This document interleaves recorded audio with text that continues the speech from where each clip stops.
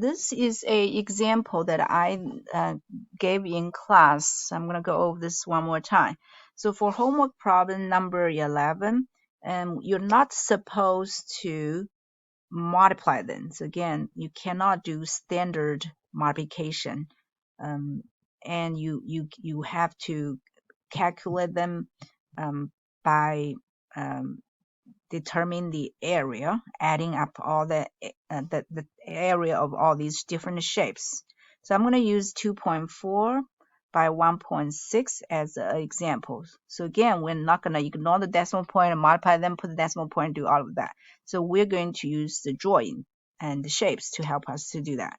So first of all, 2.4, so we're going to divide this number into two ones, and 0.4 means we have 0.1, 0.1, 0.1, and a 0.1, a total of 0.4. And 1.6, we have one whole, and then we have 0.1, 0.1, 0.1, 0.1, 0.1, and a 0.1, so 6 0.1s. And now notice after we divide the shapes into the according to the whole numbers and decimals, now we get these two big squares. So this big square and this big square, each of them has an area of 1. It's 1 by 1. And so that's area 1, that's area 1. Now for the rest of the green parts, those little, for example, we have this shape, which is, I call it a strip, or I can call it a skinny rectangle. And notice each of these has an area 0.1 because length is 1, width is 0.1. So it's a point, each of them has 0.1, this tiny skinny rectangle. And notice if we have 10 of these, and if you imagine this square, if you divide them, we can literally divide them into 10 skinny rectangles, because one has 10 0.1s in there, or 10 1/10 in there. So that's why 10 of these will make a big 10 of the skinny rectangles will make a square.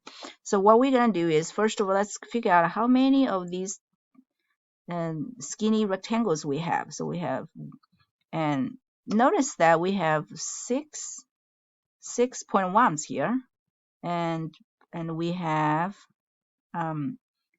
2 here, 2 rows and 6 columns. So that's a total of 12. But what you can count, 1, 2, 3, 4, 5, 6, 1, 7, 8, 9, 10, 11, 12. Or you can just do 2 times 6, which gives us a total of 12. And don't forget that we also have the skinny rectangles here. We have 1, 2, 3, 4 of them. So 2 times 6, which is plus a 4. So that gives us a total of 6 skinny rectangles. And remember, 10 of them can make a, so minus 10 of them, that leaves us 6 left over. So we're going to, out of the 16 skinny rectangles, we take 10 of them. So you can see that's 1, 2, 3, 4, 10 of them to make a big square, which has area 1 again. The 6 left over right here. So we have 1, 2, 3, 4, 5, 6 left over skinny rectangles. And don't forget, we also have these tiny squares here. Each of the tiny square has 0.1 here, 0.1 here, which is 0.01, or 1/10 by 1/10. That gives us 1/100th. And so we're going to count how many of those tiny squares we have. So notice we have 6 columns here and 4 rows here. So 6 times 4, that gives a total of, maybe put it here, 6 times 4, which is 24 tiny squares, because these squares are much smaller compared to the big ones. And notice that 10 of these tiny squares can make a strip. So you can see each strip can be divided into 10 of the tiny squares. So out of these 24, I'm going to take 20 of them and eat, because 10 of them make a tiny skinny rectangle.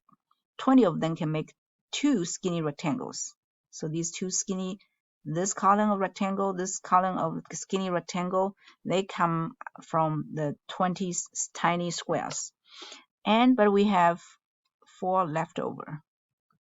Okay, and the six leftover of tiny, skinny rectangles plus the 2 formed by the tiny squares. Together we have 8. So we got 8 of these skinny rectangles. Remember, each of them has area of 0.1. So altogether that gives us 0.8 here.